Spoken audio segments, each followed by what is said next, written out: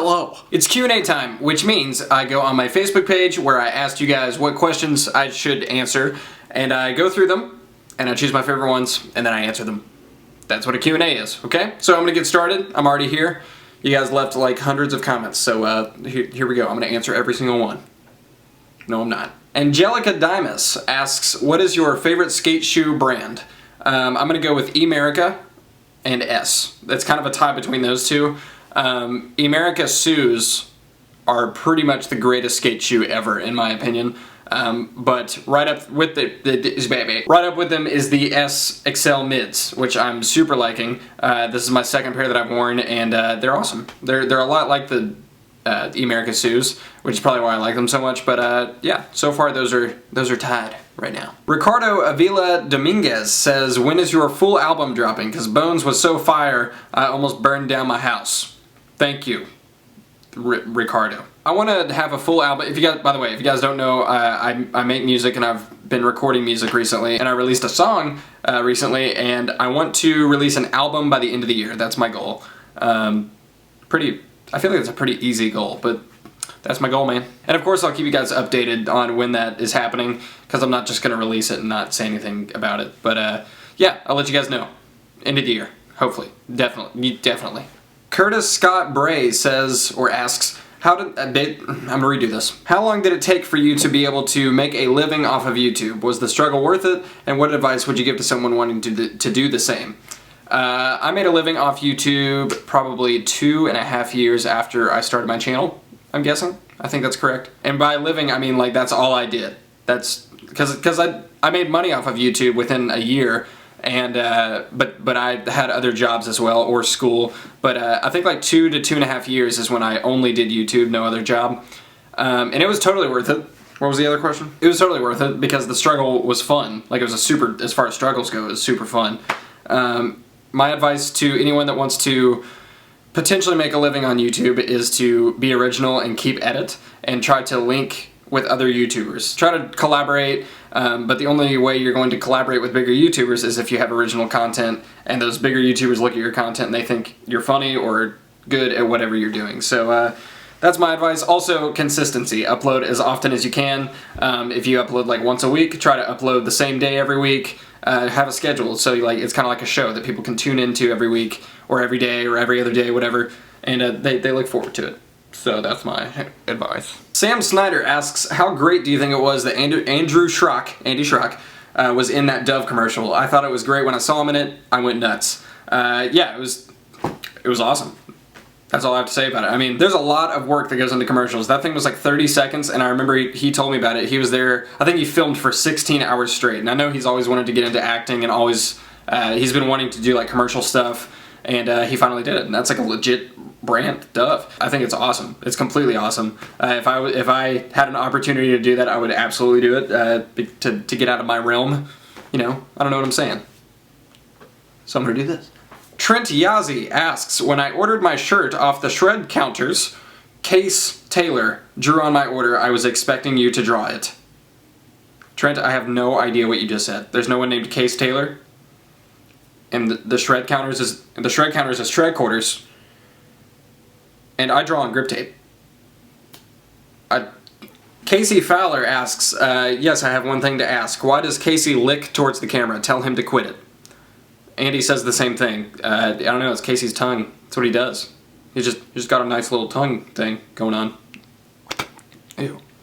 I'm not doing that again. Kyle Posey asks, how are you liking Pokemon Go?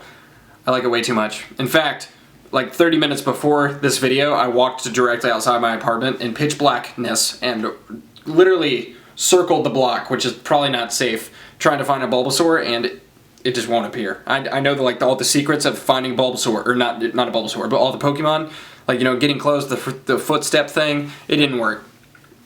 Although I do have a Bulbasaur, so I don't know why I was trying to get it that bad, but it's fun. It's really fun. If whenever I'm skating like in a city or whatever, and I'm pretty much done skating, I cruise around for a little bit, go to Pokestops. It's a good thing, man. It's a good thing. Robbie Joseph Bin Lugo asks, weirdest skate accident. You guys have heard this a million times, so I'm gonna go to a different one. But first, the one you've heard a million times. I hit a pebble while filming Alex Buning Do a Weird Line Wednesday, and it broke my collarbone. So that was stupid. It's also on my channel.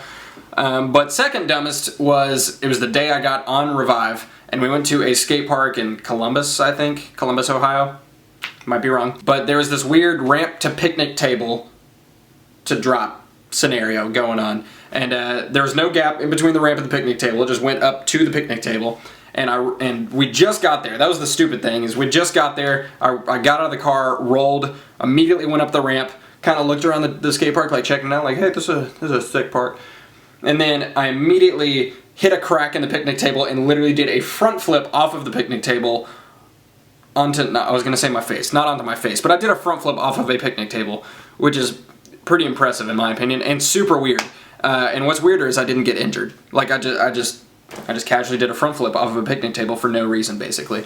So that was weird. I didn't get injured, so it wasn't my worst slam, but it looked like I should have gotten way more injured than I did. So that was pretty weird. I'm going to try to pronounce this name correctly, and I'm going to fail miserably, but Jeppe Egbergerg Christensen.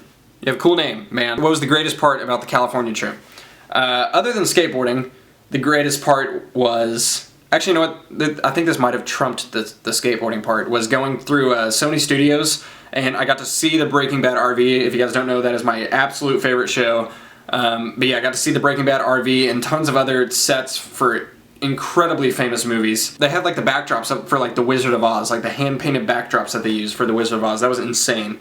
So that, and that we also went to the most world famous, I don't know how I'm saying this, we went to the most famous comedy club in the world, and Chris D'Elia was there, David Spade was there, Howie, I don't remember his last name, but Howie, like Deal or No Deal, Howie Mandel, Howie Mandel, I think that's it. Yeah, they were all there, so that was insane too. So one of those two things that happened was the best, because I almost feel like that was a once-in-a-lifetime thing, but you know, maybe not, maybe that'll happen again. Who knows? Who knows what the future freaking holds? Gavin Martin asks, what is the craziest thing that happened to you in middle school? Middle school. I had a girlfriend in 6th grade, and by girlfriend, I don't mean girlfriend. I mean, we said we were boyfriend and girlfriend and then never talked to her, really. I had this really cool thing that I did. Whenever I got a girlfriend, we would start dating, and then I would just stop talking to her as soon as we started dating. So there was this one time, she got really mad at me because I wouldn't dance with her at the dance. At the school dance. And the reason why is because there was no reason why, I was just scared. And her friend pushed her into me to try to get me to dance, and I literally dodged her and ran away. So that was cool. And then she started chasing after me, okay? I'm not making this up. When she started chasing me, it became like a fun little game, like she's chasing me, whatever. And I did this thing to all my friends back then where I was like, oh, a quarter if they were behind me, and they would run into me. Well, she ran into me sprinting when I said, ooh, a quarter, and she did a flip over me and hit a water fountain really hard. So I was the worst boyfriend on earth. Didn't dance with her, refused to dance with her, and then made her do a front flip over me and hit something, maybe her face, don't remember, on the water fountain. She was injured. And we still dated for like 2 more weeks. Alright, that's it for this Q&A. I hope you guys enjoyed it. That was fun. Thank you for all your freaking fun questions. If you guys want to participate in future Q&As, you can do so by going to facebook.com/Sam Tabor Skating, and whenever I say, hey, ask me questions, people, you can comment on that post and leave me a question, and I might just answer it. Okay? I do these pretty often, so good chance your question could be answered. That is burp. That is all I have to say. Here's me being musical.